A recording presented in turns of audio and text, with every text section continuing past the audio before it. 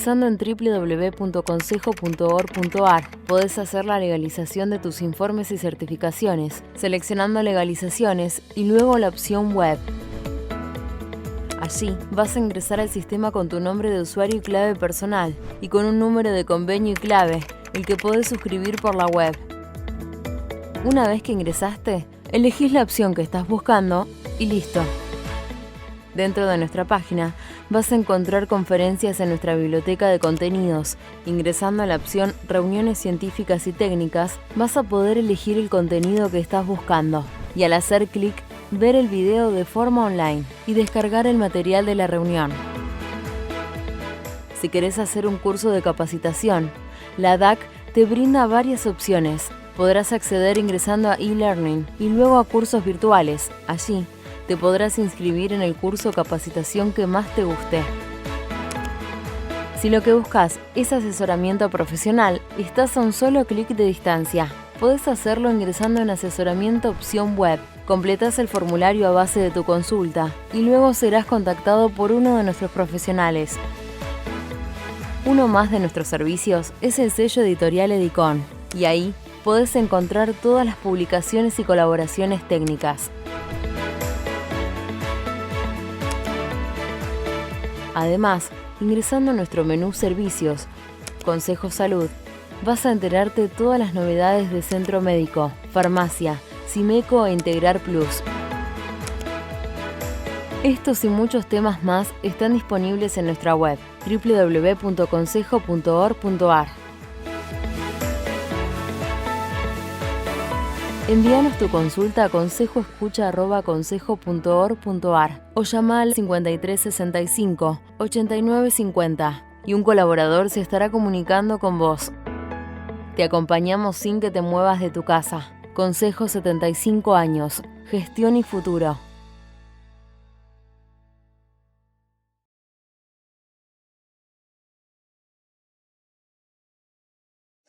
Hola, ¿cómo les va, estimados y estimadas colegas? Nos volvemos a encontrar en nuestro espacio de doctrina tributaria que coordina el doctor Ernesto Celdeiro para compartir una conferencia sobre algunos temas de impuestos sobre la renta financiera a cargo del doctor Jorge Gebhardt, a quien queremos agradecer muy especialmente por acercarnos esta propuesta de capacitación para todos nuestros matriculados.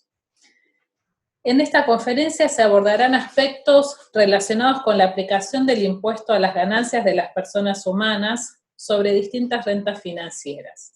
Asimismo, se revisará el tratamiento de las tenencias en el impuesto sobre los bienes personales. Para finalizar, a su vez, con conclusiones sobre el tema y propuestas de modificaciones legales sobre el mismo. Voy a leer algunos renglones del currículum del doctor Jorge Gebhardt, que son muchos, voy a hacerlo en forma resumida.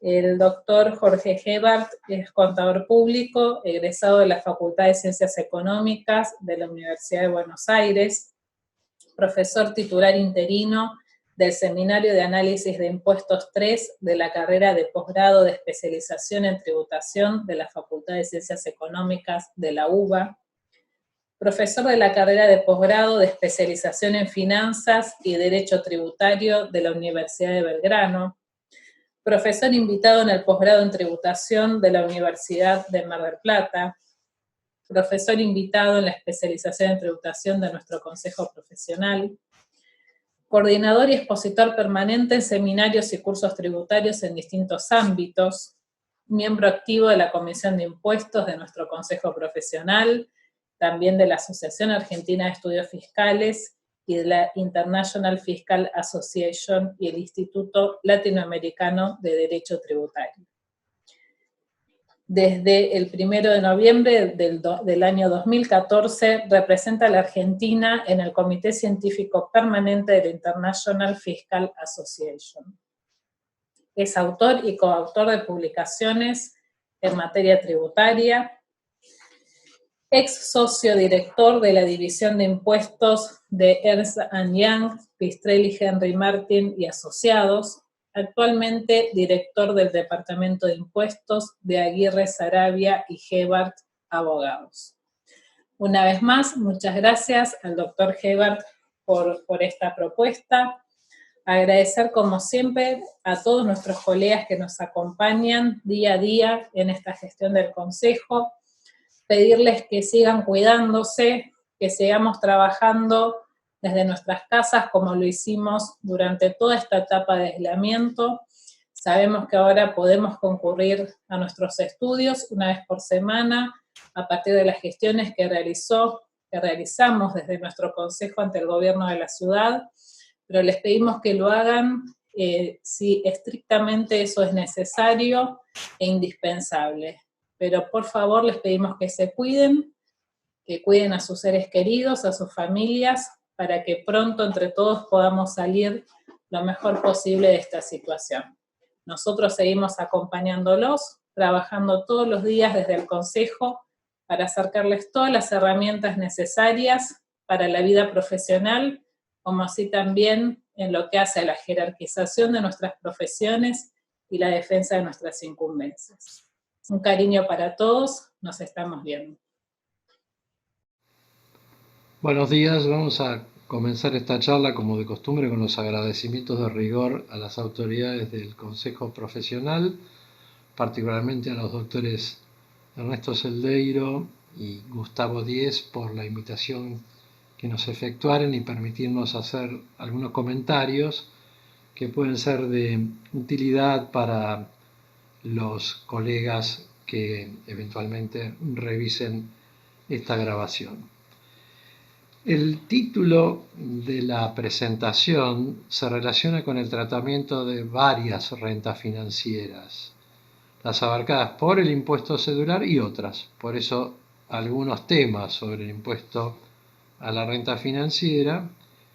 Por ejemplo, abarcaremos tratamientos de dividendo de fuente extranjera, operaciones de pase que no caen ni caían en el impuesto cedular, y también analizaremos la gravabilidad o no en el impuesto sobre los bienes personales.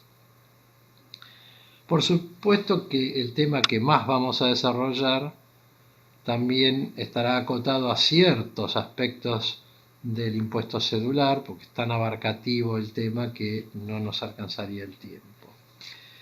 Digamos que el tema de la renta financiera es motivo de una política errática fiscalmente, impositivamente, tributariamente en los últimos 6 o 7 años. Recordemos que en el 2013 se decidió pasar a tener la gravabilidad del dividendo por separado e integrar la utilidad de la sociedad con el dividendo a pagar al accionista.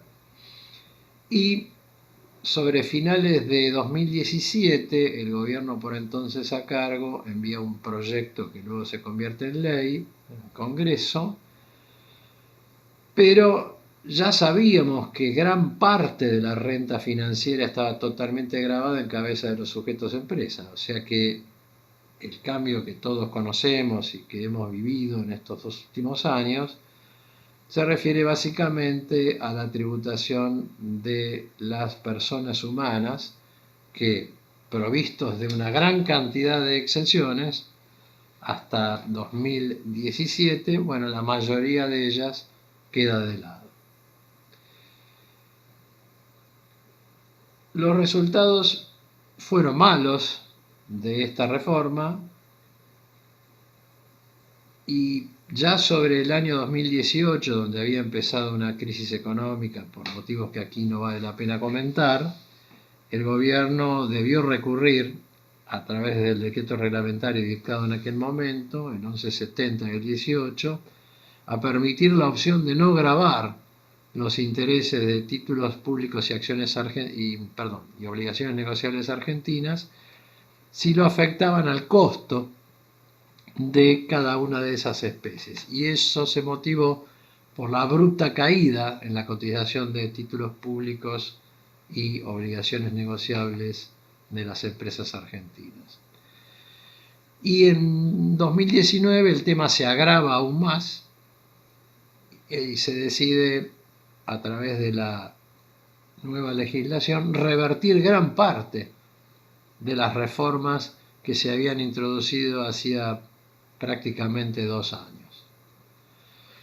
Y también tenemos que decir que esas reformas estuvieron vigentes, por lo que decíamos hace un minuto, solo en parte, porque ante la caída violenta de las cotizaciones de las especies que nos hemos referido, en ambos años se dio la opción de no gravar los intereses, sino imputarlos al costo de las especies respectivas, como habíamos señalado hace un momento. La Argentina es un país poco confiable para el ahorro y, entre otras explicaciones, hallamos el tratamiento errático que hemos descrito, o sea, años donde no se grava la renta financiera de las personas humanas, años en que se decide gravarlo, se exime parcialmente, etcétera, etcétera. Hay un consenso generalizado que la debacle de los títulos públicos y obligaciones negociables emitidas por empresas argentinas comenzó justamente con la vigencia del impuesto cedular. Particularmente fue patético el caso de tratamiento de las llamadas en aquel momento LEBAC, o sea, letras del Banco Central.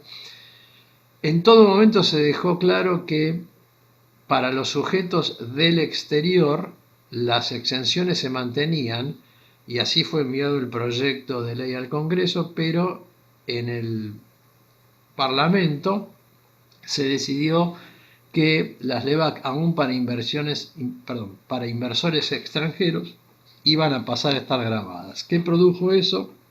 Automáticamente un retiro del inversor extranjero, una venta de las LEBAC y una presión cada vez mayor sobre el dólar. Es evidente que siempre reflejamos una falta de coordinación entre distintos departamentos del Poder Ejecutivo, por ejemplo, los que definen la política tributaria y el Banco Central, y a la vez entre el Poder Ejecutivo y el Congreso Nacional. Fíjense que lo que decíamos antes de las LEBAC es una clara muestra de lo que intentó el Poder Ejecutivo y lo que al final debió negociarse en el Parlamento. Haremos especial hincapié en el tratamiento de distintas inversiones y el renacimiento de las exenciones para personas humanas. Entonces, en esta filmina que aquí tenemos, creo que ahora está resuelto el tema, pero desde hace 6 meses se discutió la vigencia de la exención de los intereses de depósitos a plazo fijo en pesos sin cláusula de ajuste.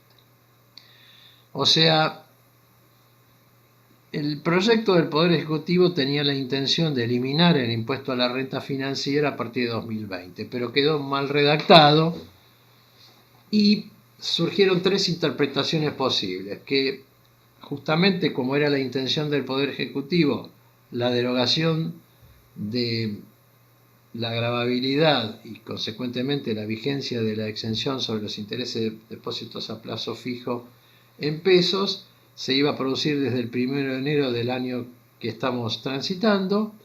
Otra interpretación que surgió literalmente de la ley es que como esta se publicó para tener vigencia a partir del 23 de diciembre, la vigencia de la renacida exención sobre los intereses tenía lugar para aquellos cobrados entre el 23 de diciembre y el 31 de diciembre de 2019. Esa había sido una primera opinión del fisco. Había un par de opiniones muy bien fundamentadas que yo anoté aquí en la filmina, la de Florencia Fernández Sabela y Fuster, en publicaciones por todos conocidas, y a mí me pareció en aquel momento que era la interpretación más acabada. Sin embargo, el tema no terminó allí y hay una tercera interpretación que es la que hoy prevalece y yo diría que es la definitiva, por la cual se aplica retroactivamente al 1 de enero de 2019 la exención sobre los intereses de depósitos a plazo fijo sin cláusula de ajuste. Tenemos una disertación del colega Mario Bolma muy completa en el mismo Consejo Profesional que fue el 13 de mayo, la pueden encontrar en el canal YouTube del Consejo, una nota de Marcelo Corti en la revista Checkpoint en ese sentido también. Pero además de la opinión importantísima de estos valiosos colegas, el tema yo creo que está dilucidado porque la propia FIP, en la publicación de impuesto cedular definiciones que ustedes pueden encontrar en la misma página de AFIP, ha cambiado la consideración de los intereses respecto al impuesto a la renta financiera entre 2018 y 2019. Desaparece la gravabilidad y la mención a los intereses en ese sentido de 2019, con lo cual la conclusión que tenemos hoy es que esos intereses están completamente exentos por todo el periodo 2019. En ese sentido, el artículo 33 dispone restablecer además, a efectos de la presente exención, la vigencia de la exención de los incisos B, C y D del artículo 81 de la Ley 27430, y eso en dos palabras significa el renacimiento de las exenciones que habían existido para personas humanas hasta el año 2017, hasta el 31 del 17, referida a obligaciones negociables del país, a fondos comunes de inversión del país y a fideicomisos financieros de la Argentina. Esto es importante resaltarlo porque si hubiera obligaciones negociables de fuente extranjera, o sea, emitidos por entidades del exterior, esas rentas de fuente extranjera están grabadas y como máximo al 35%. Esta filmina entonces se explica por sí misma. Es el primer caso, la reimplantación de la exención sobre los intereses y el resultado de la venta de obligaciones negociables, obviamente que cumplan todos los requisitos que establece la Comisión de Valores, etc.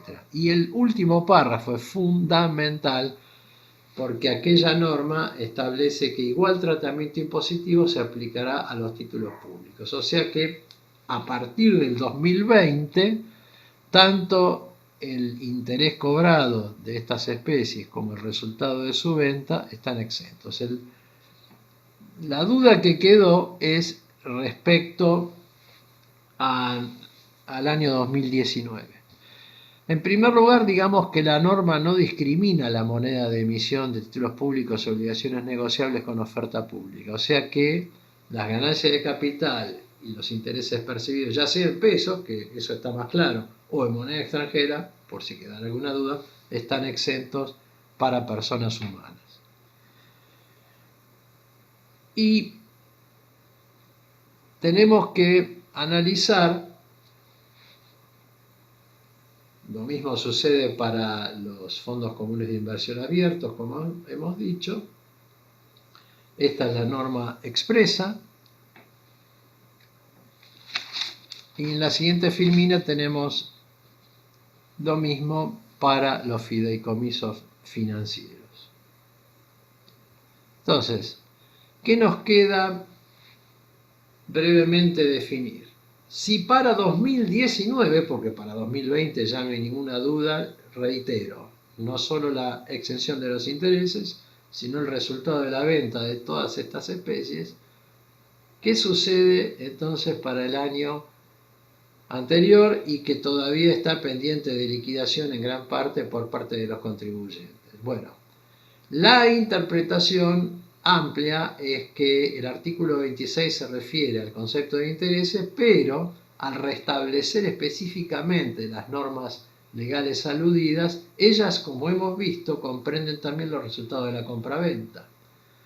Porque sería ilógico eximir el cobro de cupones de intereses y grabar las ganancias de capital. Pero otra vez, es la propia FIP la que en la publicación que mencionamos aquí, Impuesto cedular definiciones, es la que también determina que el resultado de la compraventa de títulos públicos, de obligaciones negociables, de fideicomisos financieros y de fondos comunes de inversión abiertos, todos del país, también resultan exentos por el año fiscal 2019.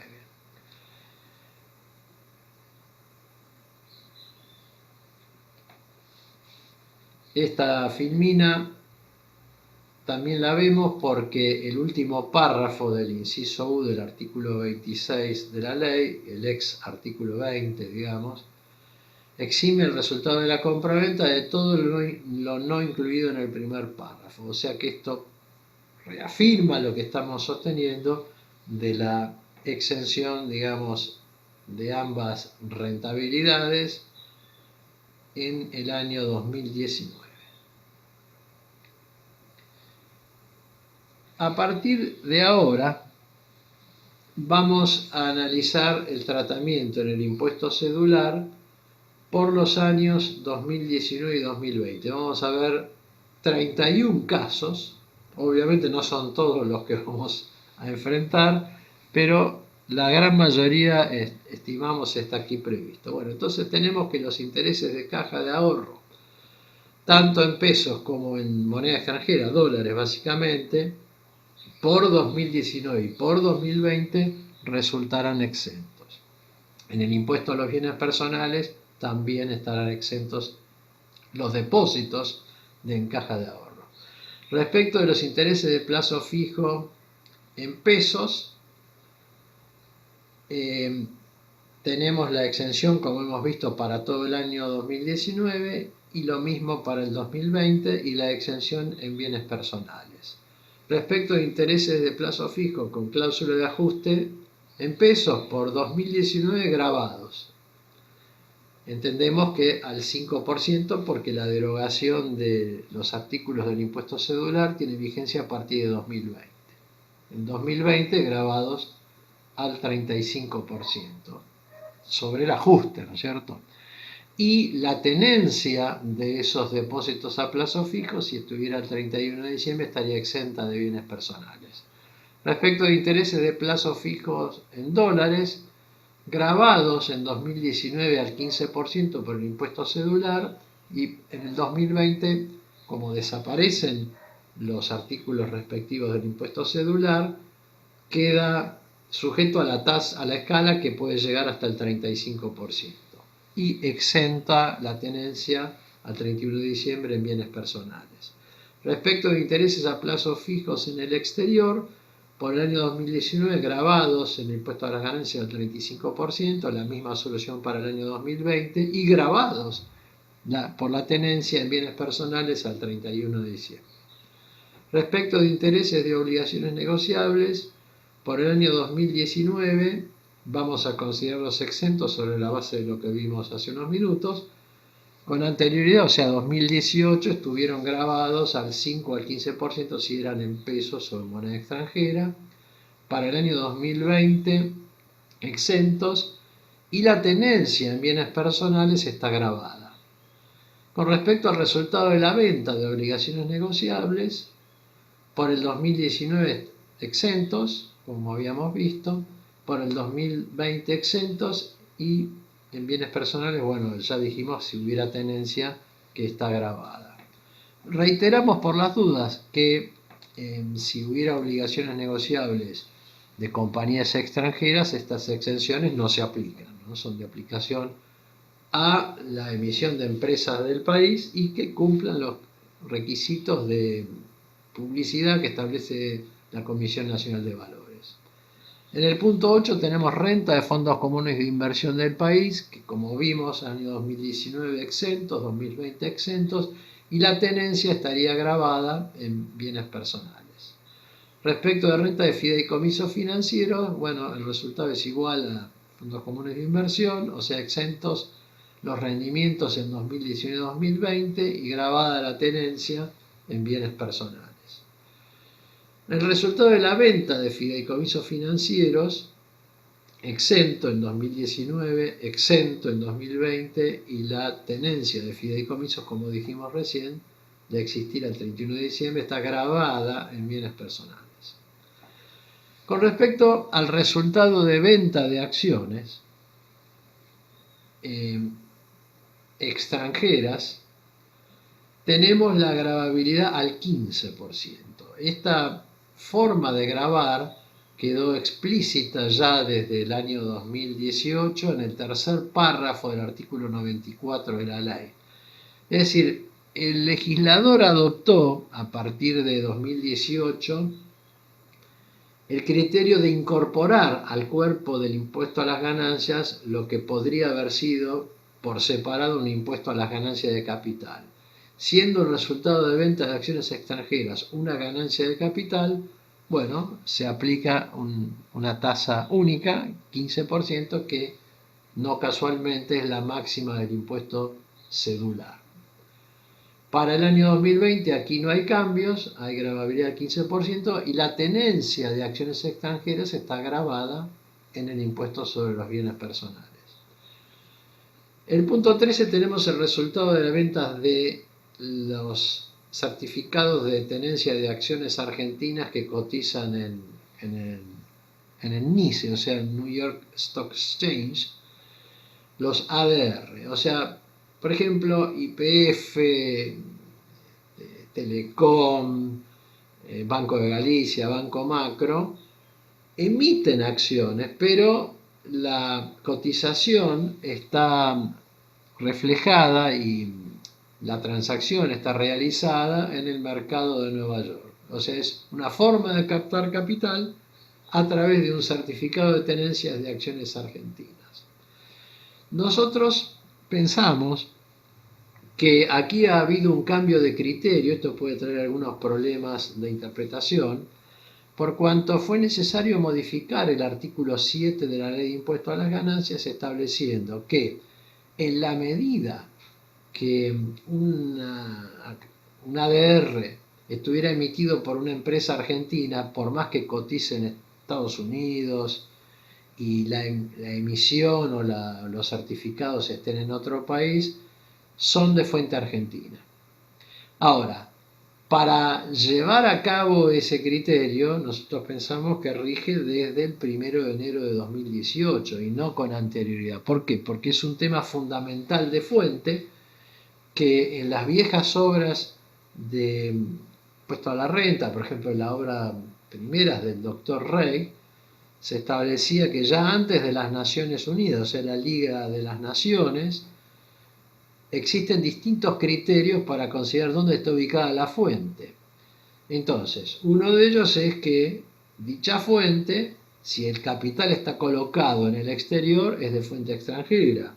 Bueno, ese criterio a nuestro juicio cambió solo para adquisiciones realizadas de estos títulos, de estas especies, después del 1 de enero del 18. O sea, antes del 1 de enero del 2018, el resultado que tenemos a nuestro juicio es de fuente extranjera. El ajuste será en moneda dura, eso lo está dispuesto en el artículo 143 de la ley, y la tasa de aplicación sobre el resultado de la venta del impuesto a las ganancias es del 15%, para el 2020 también del 15%. En el impuesto sobre los bienes personales, la tenencia al cierre del año respectivo de ADRs está gravada, pero a través de la figura del responsable sustituto, artículo 25.1 de la Ley de Bienes Personales. Respecto al resultado de venta de los ADR adquiridos después del 1 de enero de 2018, está gravada también al 15%, pero acá hay una gran diferencia. El ajuste del costo se hace a través del índice de precios al consumidor, lo cual realmente debe corregirse en algún momento, porque otra vez vuelvo a poner a consideración el caso. Los ADR no se transan en la bolsa argentina, sino en la bolsa de New York, y se adquieren en el exterior. Cotizan en dólares y el resultado es en dólares, con lo cual ajustarlos por el índice de precios al consumidor creo que es un error de técnica que deberá corregirse en algún momento.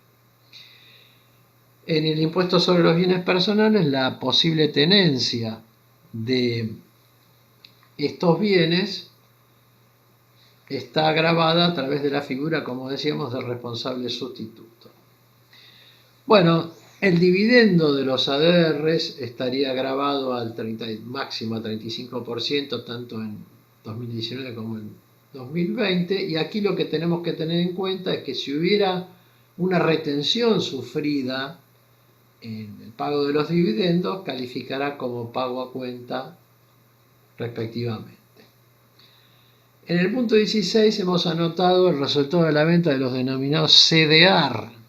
Los CDR son exactamente la inversa de los ADR, es decir, son acciones de empresas norteamericanas, Google, Apple, American Express, McDonald's, etc., pero que cotizan y se transan en la bolsa argentina. O sea, es el caso exactamente opuesto.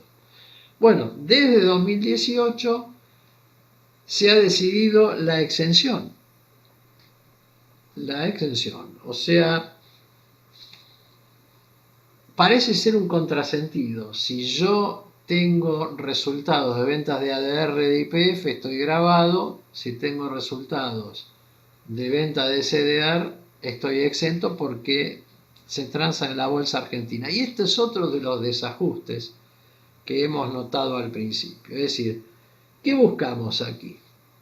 ¿Favorecer la colocación de capitales de empresas argentinas o no? O lo que queremos favorecer es que las empresas argentinas coticen y transen solamente sus especies en el mercado argentino. Bueno, aquí está uno de los problemas. Lo que se quiso hacer a partir del 1 de enero del 18 es reforzar el tratamiento de distintas especies dentro del mercado local argentino, como los CDR.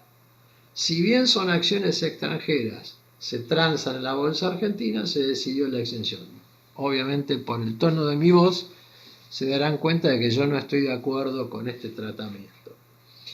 Pero bueno, incluso los CDR hasta se pueden comprar en pesos y cotizan en dólares porque son el reflejo exacto de la cotización al cierre del día en el mercado norteamericano. Y respecto de bienes personales, ahí sí hay una diferencia. O sea, si yo tengo ADR, dijimos, se paga a través del responsable sustituto, y si tengo CDR, estoy grabado en bienes personales en cabeza propia a la escala progresiva del impuesto. El punto 17 se refiere a monedas digitales. Hemos anotado el resultado de la venta grabado al 15%. Esto sí es impuesto cedular puro. Y respecto del costo, se aplican los artículos 67 y 98, cuarto párrafo de la ley. Ahí hay fundamentalmente que recordar que las diferencias de cambio no están grabadas. Eso lo dice justamente ese cuarto párrafo del artículo 98 de la ley. Con lo cual, aquí queda más claro todavía que esta es una típica ganancia de capital por el aumento de valor verdadero en la cotización. La diferencia de cambio no significa un aumento de valor. Entonces, de ahí que quede grabado al 15% por esa diferencia entre el precio de venta y costo ajustado. En el año 2020 tenemos el mismo tratamiento, grabados al 15%, y su tenencia en bienes personales está grabada. Hemos puesto un ejemplo de monedas digitales en moneda extranjera porque hasta ahora por lo menos yo no conozco monedas digitales en pesos. Si lo hubiera, el tratamiento es diferente en lo que concierne al ajuste porque tendríamos el costo ajustado por precios al consumidor.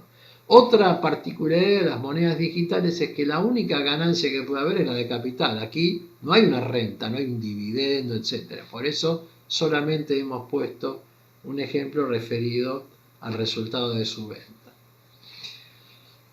En el punto 18 tenemos el tratamiento de los futuros.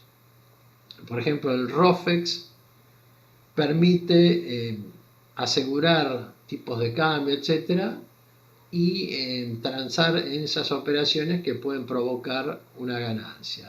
Aquí salimos del impuesto cedular y llegamos con la gravabilidad en la escala hasta el 35% de los 2 años. La existencia de futuros está grabada con bienes personales al 31 de diciembre. En el punto 19 hemos considerado los bonos del Tesoro norteamericano, que bueno, son muy populares en estos días. Bueno, los intereses no son muy importantes, pero los cobrados estarían grabados al 35% en cada uno de los años, y obviamente la tenencia de los bonos del Tesoro norteamericano está grabada en bienes personales. En el punto 20 nos referimos a bonos soberanos de Brasil. Si cobramos intereses de ellos por el 2019, por el 2020, sobre la base del convenio de doble imposición Brasil-Argentina, esos intereses están exentos. La tenencia de bonos soberanos brasileros, o sea, de los gobiernos, ya sea el nacional, el federal de Brasil o de algún estado, está grabada en bienes personales. El resultado de la venta de los bonos soberanos de Brasil, hemos puesto un signo de interrogación porque habría dos interpretaciones. ¿Por qué? Porque hay autores que sostienen, y tienen razón, que literalmente ni el viejo convenio brasilero ni el modificado a partir de 2019 por el protocolo adicional hacen mención a las ganancias de capital. Con lo cual ahí hay una duda. Otros autores dicen, también con parte de razón, dicen, bueno, no tiene sentido eximir a los intereses y grabar las ganancias de capital. Ahora, siendo prácticos, los bonos brasileños no son como los argentinos. En general o se suscriben a la par o sobre la par, con lo cual lo más probable es que no haya o que sea inmaterial la ganancia de capital. Esta es mi opinión al respecto. Con respecto a bonos soberanos, obligaciones nacionales emitidas por Bolivia, incluso acciones, tenemos una exención total gracias al convenio boliviano-argentino. O sea que en este caso el resultado de la venta, que es el ejemplo, por 2019, por 2020 está exento, y la tenencia de bienes personales, esto es importante mencionarlo porque es diferente a lo que acontece con idénticas especies en Brasil, está exenta. Los puntos 23 y 24 son controvertidos. En el 23 tenemos la conversión de ADR, según el artículo 87 del reglamento, en acciones argentinas. Es decir, supongamos que, como hemos dicho, la venta de ADR está grabada. O sea, supongamos que yo fuera tenedor de acciones de YPF en Estados Unidos, tendría ADR de YPF, si los vendo, el resultado está grabado. Yo podría decir, quiero convertir mis ADRs de YPF en acciones de YPF. Entonces, cuando después los vendo, si es que decido venderlo, estaré exento, porque esa es la situación por los años 2018 y 2019 y en adelante. Bueno, el artículo 87 del reglamento de dudosa legalidad nos dice que ese resultado de conversión está grabado al 15%. Y la operación inversa que vemos en el punto 24, es decir, la conversión de CDR, por decir algo, de Apple en acciones de Apple de Estados Unidos también. O sea, el artículo 87 también, en este caso el reglamento, disculpen, por 2019, 2020 y en adelante, considera grabados al 15% estos elementos. Después tenemos otros casos un poquito más controvertidos. En el punto 25, venta de acciones sin cotización o de cuotas de SRL. O sea, acá ya son acciones locales o SRL locales, vendemos las acciones que no cotizan o las cuotas sociales. Están grabados los resultados y al 15% en estos años, y el costo se ajusta según artículo 98, cuarto párrafo, numeral 2, por el índice de precios al consumidor. Entonces, en bienes personales sabemos que eventualmente la tenencia de esas acciones que no cotizan en las cuotas de SRL está grabado a través de la figura del responsable sustituto. Ahora, vean que nosotros hemos puesto que el costo se ajusta por el índice de precios al consumidor. Cuidado, porque esto está dicho para adquisiciones de esas especies realizadas a partir del 1 de enero del año 2018. ¿Qué quiere decir esto? Que si nosotros vendemos acciones que no cotizan en bolsa, que teníamos desde el año 2000, por decir algo, no tenemos en principio ajuste del costo. ¿Por qué? Bueno, porque esto fue motivo de un paquete legislativo que envió el Poder Ejecutivo al Congreso a fines del año 2017, en el cual estaba comprendido el revalúo impositivo. Y aquí se preveía que para estas acciones, cuotas de SRL que ya estaban, digamos, en cartera en esa fecha, poder adherir al revalúo y tener un costo mayor. Quienes no adhirieron al revalúo, evidentemente están en problemas. Evidentemente esta es una norma que no tiene sentido, pero queremos traerla a consideración porque puede traer inconvenientes. Respecto del punto 26, las operaciones de cauciones y pases, bueno, han tenido un regalito también, porque estando grabadas a la tasa general, o sea, están fuera del impuesto cedular. Recordemos que el reglamento en el artículo 117 establece otorgar un tratamiento similar a un depósito a plazo fijo. Como hemos dicho, que los depósitos a plazo fijo por 2019, 2020 y en adelante generan intereses exentos, estas operaciones, que justamente consisten en colocar dinero con garantía de títulos públicos básicamente, buscan generar un interés. Bueno, ese interés estaría exento entonces no solo por 2019 sino en adelante 2020, y hay que considerar que la tenencia de cauciones o pases al 31 de diciembre está grabada con bienes personales. Un pequeño comentario sobre las operaciones llamadas de contado con líquido dólar bolsa. Si nosotros compramos con pesos un título que luego se convierte en dólares, tenemos que evaluar valga la repetición, el valor de esos dólares al 31 de diciembre por los pesos que hemos erogado al hacer esta operación.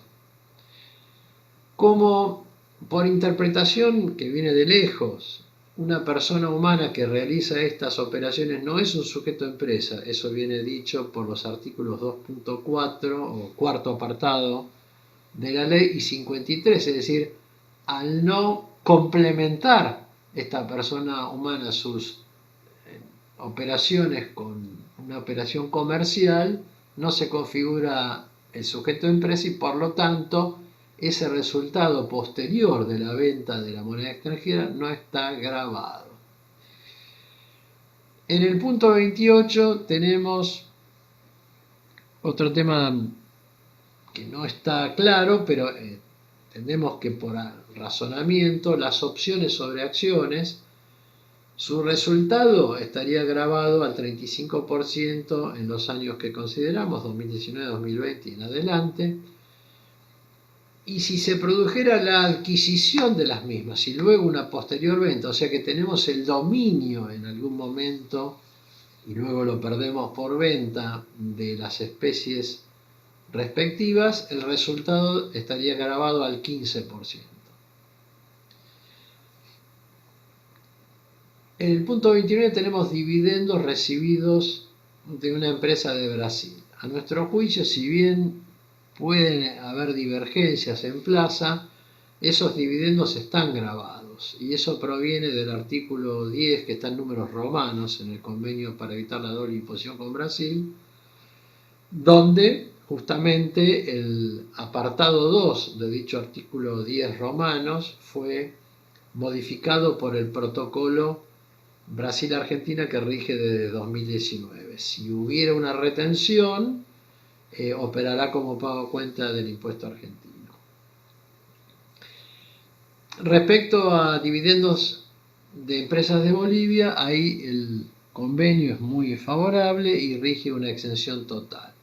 Bueno, en el punto 31 me van a permitir ir a lo que yo llamo el rincón de la nostalgia, porque ahí tenemos, no sé si alguien lo recuerda, el famoso bono mágico del blanqueo de los años 2016-2017. ¿Se acuerdan que había una opción de no pagar el impuesto al blanqueo, un impuesto especial al blanqueo, si se suscribía un bono a 7 años con una tasa de interés del 1%? Bueno, yo les puedo asegurar que leí para preparar esta filmina lo que se decía por parte de los expertos en finanzas en aquella época, que era un disparate. ¿Cómo van a suscribir un título al 1%, que al final conviene pagar el impuesto al blanqueo y comprar títulos que pagan el 5 o el 6%? Bueno, yo creo que en la medida que lo cobren, porque había que mantenerlos por lo menos por 4 años, quienes optaron por la suscripción del bono mágico, digamos, del blanqueo, deben haber hecho un gran negocio, porque se evitaron de pagar el blanqueo y les van a devolver los dólares más el 1% respectivo.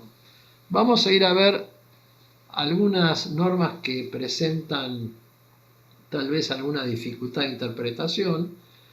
En este caso, el artículo 233 del reglamento está básicamente dirigido a las rentas de fuente extranjera y a los denominados bonos de cupón cero. Dice: los intereses corridos a la fecha de enajenación de los valores que generen ganancias comprendidas en el título octavo de la ley, que es exclusivamente el que se refiere a rentas de fuente extranjera, deberán, si la enajenación de los valores se concreta dentro de los 15 días corridos con anterioridad a la fecha de puesta a disposición de los intereses o rendimientos, discriminarse del precio, quedando sujetos a lo dispuesto en el primer párrafo del artículo 94 de la ley. Evidentemente aquí lo que se busca es evitar una maniobra para decir, bueno, yo vendí el título, entonces estoy grabado al 15%. Por el contrario, lo que dice acá este reglamento es que si está la venta hecha antes de los 15 días de la fecha de puesta a disposición de los intereses, igual hay que grabar los intereses quitándolos, digamos, segregándolos de la operación realizada y a la escala que llega hasta el 35%. En la siguiente tenemos el artículo 236 del reglamento, que tenemos que conectar con la situación que hemos mencionado recientemente. Dice: cuando se trate de operaciones a que hace referencia el inciso C del primer párrafo del 96, que está derogado, o sea, grabar los intereses segregándolo de los títulos respectivos, dice: lo previsto en la primera parte de este inciso, o sea, separar los intereses y grabarlo, no será de aplicación si los valores se enajenan con anterioridad, o B, que es lo que estamos discutiendo, el porcentaje del descuento computado por cada valor fuera inferior al 10% del valor nominal residual de su suscripción o adquisición. O sea que, supongamos que nosotros compramos un bono de cupón cero, o sea que no tiene intereses explícitos, pero el porcentaje del descuento es el 15%. Bueno, ahí lo que nos dice la norma es que tenemos que ir devengando año a año los intereses respectivos y grabarlos. Ahora, el reglamento dictado el 9 de diciembre pasado agregó un último párrafo a lo que era el artículo reglamentario anterior. Dice: de acaecer la situación mencionada en el punto 2 del párrafo precedente, ello no implica desconocer la naturaleza de rendimiento que posee el descuento, excepto que el valor se enajenara con anterioridad al pago de amortizaciones parciales o totales. Similar naturaleza tendrá la diferencia que se hubiera pagado al adquirir un valor abonando un precio neto de intereses corridos menor al nominal residual, en la medida que el adquirente perciba la amortización parcial o total del capital. ¿A qué situación se aplica esta novedad aparecida de repente el 9 de diciembre pasado? Bueno, interpretamos que este segundo párrafo dice, pretende aclarar una inadecuada interpretación que pudiera llegar a la conclusión de no gravabilidad de los intereses. Atento a que, por ejemplo, si se adquiriera un bono de cupón cero en el mercado secundario, emitido a la par, pero adquirido con un descuento, como decíamos, menor al 10%, en este caso una filmina dice el 8%, el mismo debe ser grabado. O sea, podría haber alguna interpretación que intentara decir, bueno, yo como me quedé con un bono cupón cero que compré a un valor de 92, o sea, menos del 10% de descuento, cuando lo cobro no tengo interés y se acabó, no pago el impuesto. Bueno, no es así y esta es nuestra interpretación respecto a lo que se ha querido decir en ese segundo párrafo del artículo respectivo.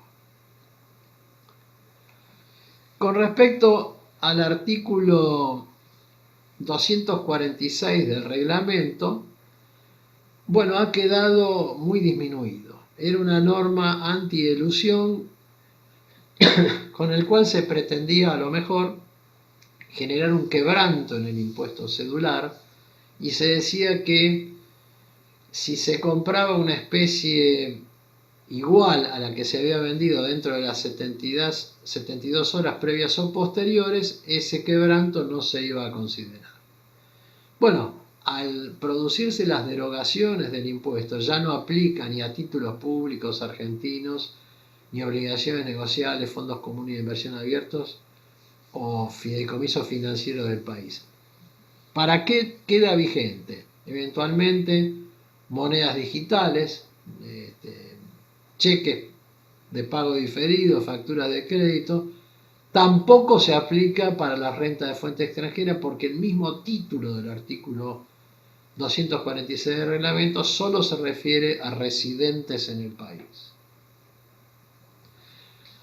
Sobre la base de todo lo que hemos mencionado, nos gustaría acercar algunas conclusiones y una propuesta. Es evidente que nosotros tenemos muchos desajustes entre política tributaria y la política monetaria. Por ejemplo, un primer desajuste. La política tributaria decidió eximir a los intereses de plazo fijo en pesos, pero gravar a los plazos fijos que se hagan en dólares. Y la política monetaria lo que desea es que haya más dólares absorbidos por los bancos. La política tributaria dice, bueno, los plazos fijos en pesos con cláusula de ajuste están grabados y la política monetaria, o sea, el Banco Central, alienta las inversiones en pesos, por ejemplo, con ajuste tasa Badlar. ¿En qué quedamos?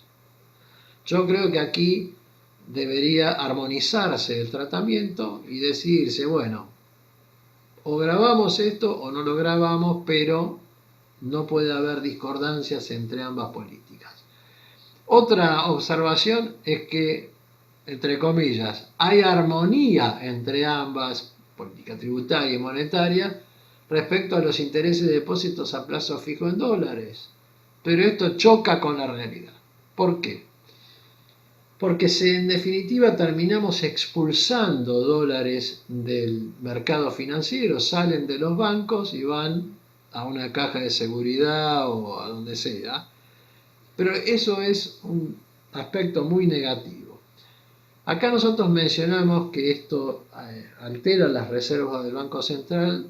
¿De qué manera? Bueno, nosotros somos contadores públicos y vieron que sabemos, creo yo, bastante bien qué significa una reserva, ¿no es cierto? La contabilidad pública a veces difiere de la contabilidad que nosotros practicamos todos los días.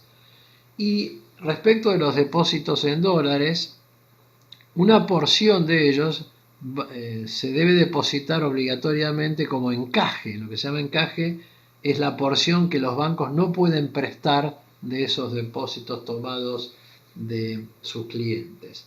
Bueno, esto figura en la contabilidad del Banco Central como mayores reservas. Bueno, si yo expulso del sistema los plazos fijos en dólares, las reservas bajan.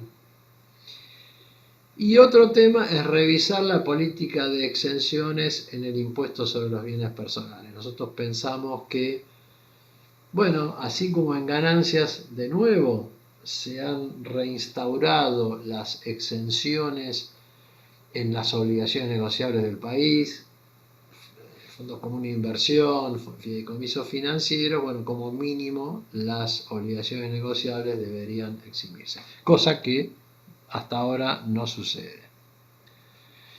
Y respecto de la propuesta, nosotros pensamos que algo evidente, pero que está muy desatendido. Nuestro país necesita desesperadamente incrementar su tasa de ahorro y consecuentemente la porción de inversión respecto del Producto Interno Bruto.